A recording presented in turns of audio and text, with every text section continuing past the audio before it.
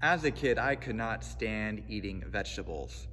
And the problem was, it was often peas. They stood in the way of my ultimate goal, which was dessert.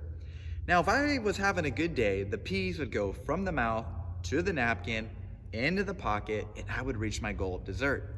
But on a bad day, I would get caught. And those darn peas stood in the way of my goal, and so I would have to eat them. So you see, consequences in our lives, they're only a threat to the degree that they threaten our goals. Like if I didn't want dessert, like there would have been like no leverage at all, like for me to eat those peas. Now, what we're going to see with Paul is this, that the consequences in his life, they had no threat to him because they could not frustrate his goals of spreading the gospel. And therefore, he was emboldened and he was completely free even while chained. So let's read as we continue in Philippians chapter 1, verse 21. Pretty well-known verse, simply says this: "For to me to live is Christ, and to die is gain." Now, what does it mean for to me to live is Christ? Well, in the passage we see actually to live as Christ is fruitful labor. It's continuing to labor to build fruit in the lives of others. So that's what it meant for Paul to live as Christ, to labor to build fruit in the lives of others. So what does it mean though to die as gain? Well, right, how does experiencing death, right, like gain reveal that Christ is honored?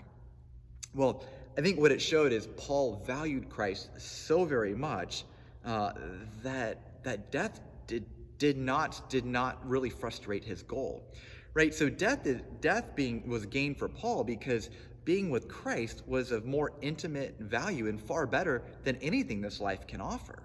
Right? The reason death is gain is because Christ means more. Right? When Christ is superior to other things, then you show that Christ is honored. Now, death is a threat to the degree that it frustrates your goals. Right? Death is fearful to the degree that it threatens to rob you of what you value most. But Paul valued Christ most. So he looked at his death and he didn't see it as frustration. He saw it as an occasion for the fulfillment of his highest value, that Christ would be magnified. So what can you do to a Christian like that, right? You can't make them be quiet. Christ meant too much to him.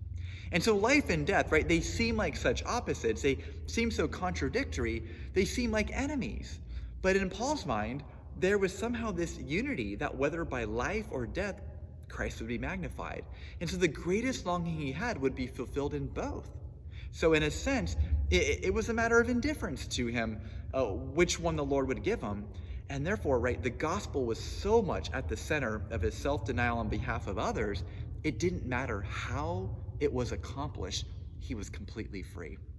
And so I just simply want to leave you with this question to think about. What would it look like in your life to walk in that same type of freedom with Paul? In other words, how can you tie your aspirations to the spread of the gospel? How would that change the day-to-day details of what your life might look like?